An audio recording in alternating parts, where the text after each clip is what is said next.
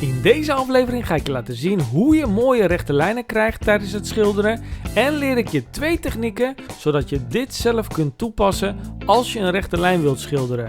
Dus wil je leren hoe je mooie rechte lijnen kunt schilderen? Blijf dan zeker kijken. Schildersbedrijf Edens, de vakman voor uw woning.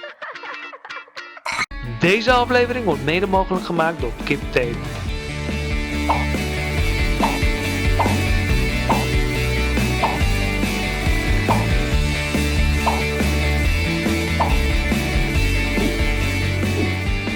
Kip, echt van kwaliteit. Misschien wil je hele mooie rechte lijnen krijgen langs je plafond en de muur. Alleen die lijnen zijn meestal heel erg rafelig of lopen erg golvend. En hoe krijg je dat dan heel mooi langs die randen? Zeker als je 2 kleuren gaat doen, als je plafond wit is en in dit geval grijs op de achtergrond. Als je dat mooi wil aansluiten, dan is het beste dat je die naden eerst goed afkit. Omdat je, als je gaat afkitten, kun je namelijk je plakband precies op die rand aanbrengen.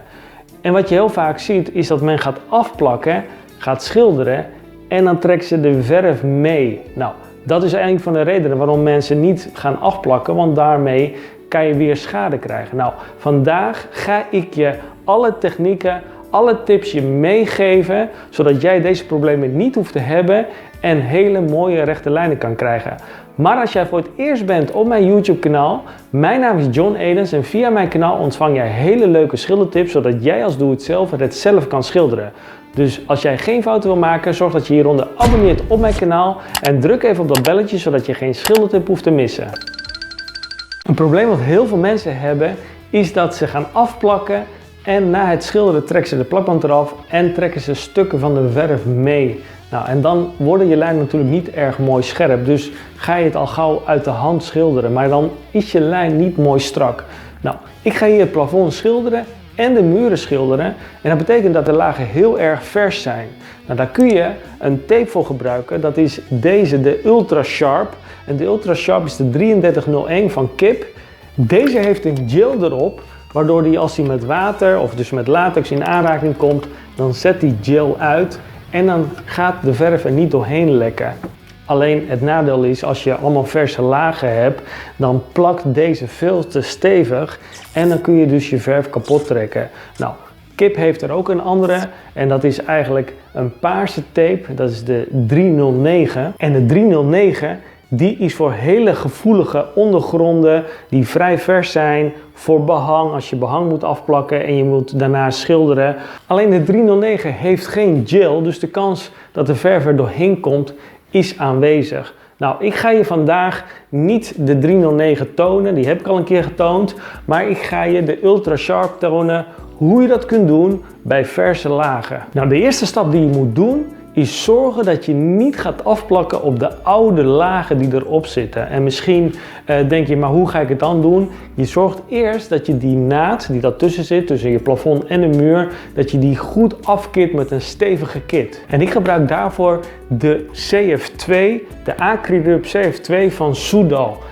Deze wordt heel erg taai als die droog is en is een goede acrylaat. Je kunt hem makkelijk verwerken, maar na droging blijft hij ook mooi stevig. Je drukt hem niet kapot als je met de kwasten tegenaan komt of dat je eigenlijk hem lostrekt als de plakband op zit. Nou, en hij is vrij taai. Dit is al een stuk kit en nou is dit een heel dun rilletje, maar normaal gesproken heb je iets bredere naad.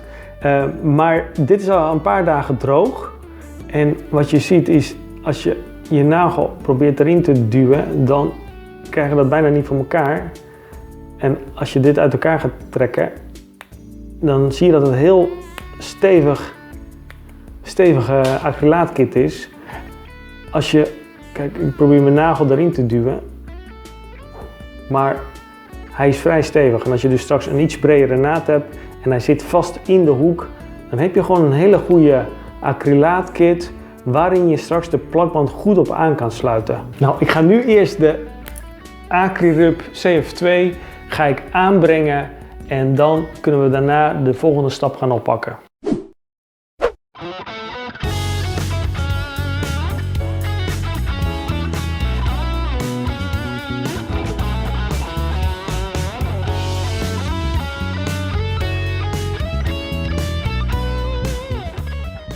Nou, de CF2 die droogt vrij snel. Hij geeft aan 10 minuten.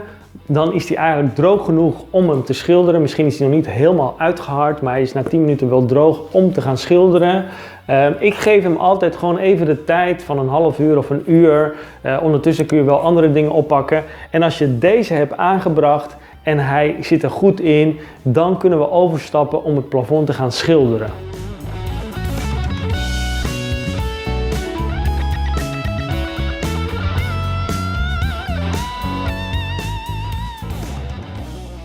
Ik kreeg de vraag van een kijker hoe je kunt oplossen dat de kit gaat verkleuren op lange termijn. De CF staat voor Color Fixed. Hierdoor zul je geen problemen meer hebben dat de kit gaat verkleuren op den duur. We gaan nu overstappen op het schilderen van het plafond en de muren. Natuurlijk, de muren doen we als laatste, maar het plafond gaan we eerst schilderen en dat doe je eigenlijk een centimeter door de hoek heen. Dus eigenlijk moet hij door de kit heen, moet je hem gaan schilderen en dat hij mooi vol zit in de latex. Nou, ik ga hiervoor de Wijzeltex mat van Wijzenol gebruiken. En dit geef ik je even mee, want de Wijzeltex mat is eigenlijk een latex die spanningsvrij is. Je moet voorkomen dat je oude latex die er misschien al op zit, die jij misschien niet hebt gedaan, dat je daar weer een hele goedkope latex op aanbrengt. Want een hele goedkope latex is vaak niet spanningsvrij. En dat betekent dus eigenlijk dat die op den duur los kan breken en daardoor los kan komen. Of als je weer opnieuw gaat schilderen, dat je hem dan meetrekt. Nou, en de Wijzeltex mat is een spanningsvrije latex en die is super stevig in zijn volume. Daarmee creëer je dus ook dat je voorkomt dat je banen in je plafonds en muren gaat krijgen. Nou, die gaan we eerst aanbrengen. We brengen hem iets door de hoek heen en dan laten we dit goed uitdrogen. Nou, het schilderen kun je doen eventueel met de penseel. Dit is de Purple penseel van Goudhaantje. Dit is de nummer 14. Daarmee kun je mooi door die hoeken heen gaan. Ik pak nu even voor dit werk, pak ik ook de ronde kwast van Goudhaantje, de nummer 16. Dat vind ik zelf nu even, had ik voorhand, kun je daarmee ook doen. Of je pakt de platte kwast. Het maakt even niet uit welke je gaat doen. Deze ga ik je zo direct nog tonen hoe je die kan toepassen op een ander gedeelte die we ook gaan doen vandaag. Zodat je leert om die muur alvast klaar te maken. Als je deze materialen en alle materialen die je vandaag ziet zou willen kopen, dan kun je dat via mij bestellen. Dan moet je even naar info@schildersbedrijfedens.nl mij mailen met de boodschappenlijst die jij graag wilt hebben. En datgene wat jij wilt hebben, dat kun je dan via mij bestellen en dan zal ik jou dat verzenden. En er zijn heel veel mensen die dat al doen. Als je dat doet, dan sponsor je daarmee mijn kanaal, zodat ik nieuwe filmpjes kan blijven maken voor jou.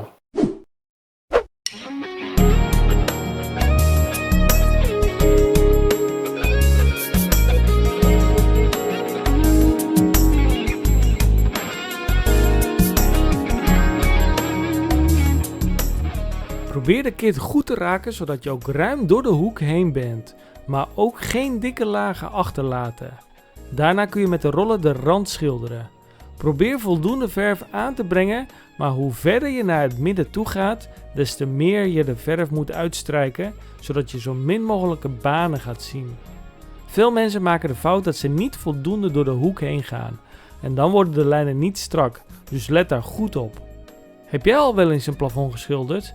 En vond je dat moeilijk of zwaar? Of had je er banen in? Laat het mij weten in de reacties. Ik ben benieuwd naar jouw ervaringen.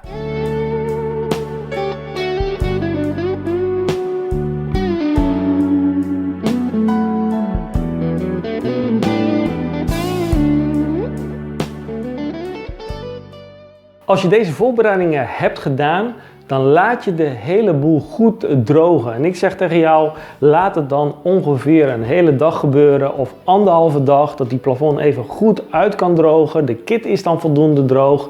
En dan ga ik je straks laten zien hoe je dat het mooiste af kunt plakken. Nou, ik heb de kozijnen ook afgeschilderd. Dat doe ik dan met het penseeltje. Dan ga ik langs de kozijnen met het penseel er doorheen. En dan kan de verf daar ook bij drogen. Normaal gesproken zou ik zeggen, ga eerst plafond schilderen en dan de wanden. En dan ga je de kozijnen aflakken. In dit geval ga ik eerst dus de plafonds doen.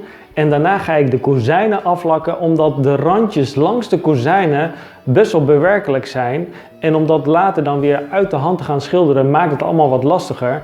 Dus wat ik nu ga doen, is eerst het plafond, dan de kozijnen. En de kozijnen die doe ik dan met de Wijzenol Aqua Hoogglans. Deze bevat een alkiet erin. En je zult zien dat die alkiet snel doordroogt. De dag daarna kun je deze randen al namelijk mooi afplakken. En dan kun je ook van daaruit langs de muren makkelijker schilderen. Nou, ik laat de kozijnen 1 dag drogen. Dat is echt wel voldoende. Of langer, als je daar gewoon de ruimte voor hebt. Maar ik ga hem niet afplakken met de Kip Ultra Sharp. Want deze heeft te veel lijm erop. Waardoor je misschien eventueel schade zou kunnen krijgen. Nou, dat risico wil je niet hebben. Dus ik pak daarvoor de 3308 van Kip. Deze heeft eigenlijk niet zo'n sterke lijmkracht op de kozijnen. De kozijnen zijn al vrij vlak en gladder gemaakt. En daardoor plak ik hem met deze af. En je zult zien dat je dus gewoon hele mooie rechte lijnen kunt krijgen.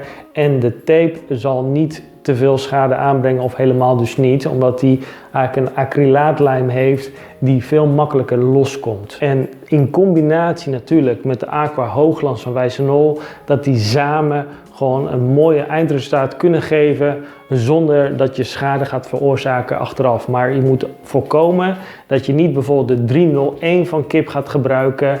Die heeft een andere lijmsoort dan deze en dan zul je misschien wel schade krijgen. Dus plak hem even af met deze. Ga ik je laten zien dat ik dat ook doe en dan zul je ook het eindresultaat kunnen bekijken.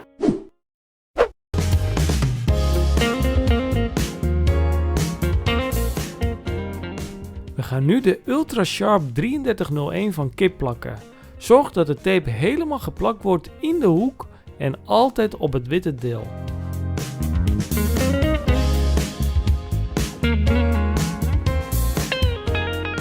Als een hoek lastig is te plakken, doe het dan in stukken.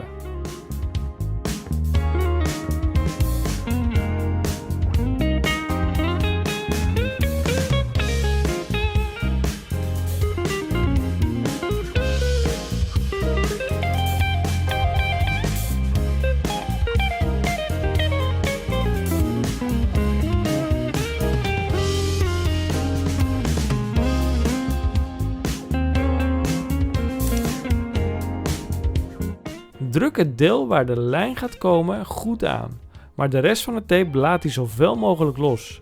De tape zit dan het meest op de kit die we eerder hebben aangebracht en hierdoor zul je geen schade krijgen. Heb je een lange muur te plakken, dan kun je de tape tijdelijk vastzetten zodat je je trapje makkelijker kunt verzetten. Als de tape erop zit, kan je met de penseel de tape nat maken waar je de lijn wilt hebben. Hierdoor zal de gel gaan uitzetten. En als dit droog is, kan je gaan schilderen.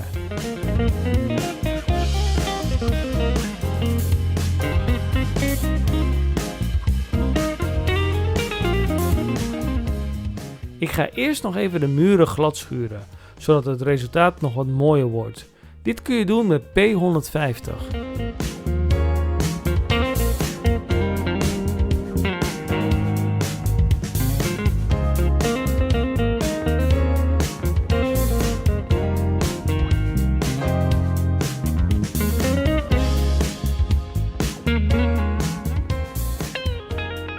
Ik gebruik een verfroller van Goudhaantje met 13 mm haren.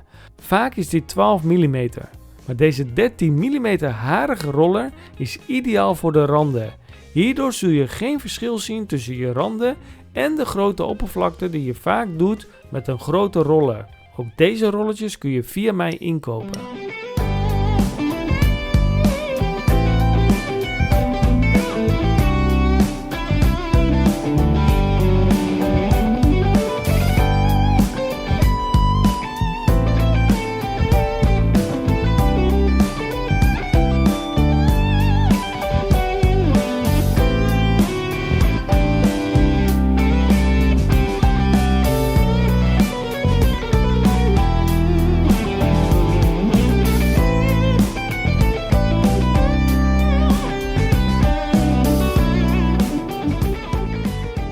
Ik ga eerst met de penseel goed door de hoek heen, zodat ik zeker weet dat de hoek geraakt wordt en de verf daar goed zit.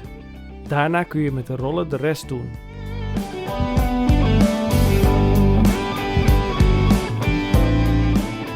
Als je een deel van de randen klaar hebt, schilder ik gelijk de muur. Probeer dit altijd tegelijk mee te laten lopen.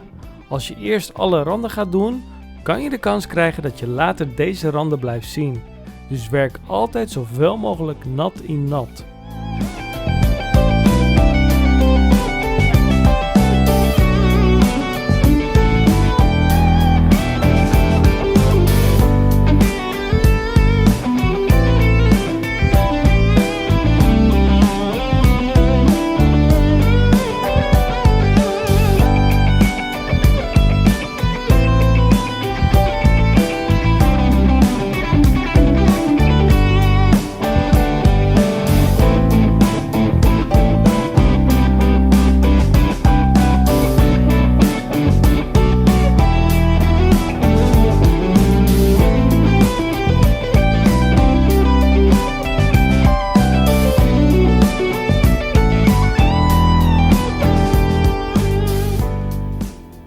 Deze banen die trekken hier nog wel weg. Dus alleen als die droog is, zul je dat niet meer terugzien.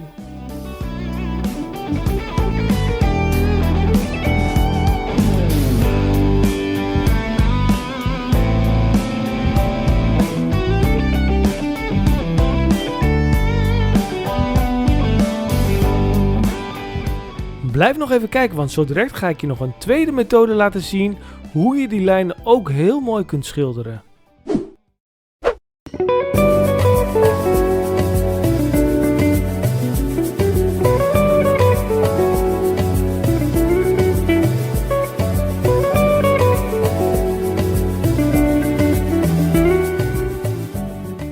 Om te voorkomen dat mensen gaan reageren dat je ook eerst de onderkleur kunt aanbrengen, laat ik je gelijk de tweede manier zien. Je doet eerst het witte deel en laat dit drogen. Op die manier zal de rand ook afsluiten.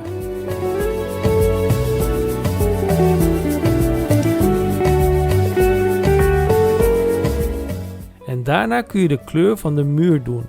Dit kun je alleen doen als je ook echt de juiste kleur hebt van het plafond. Soms weet je de kleur helemaal niet of heb je de kleur niet meer in huis en dan kun je dus gebruik maken van de eerste methode met water. Welke methode vind jij het meest handige? De methode met water of met verf? Laat het mij weten in de reacties.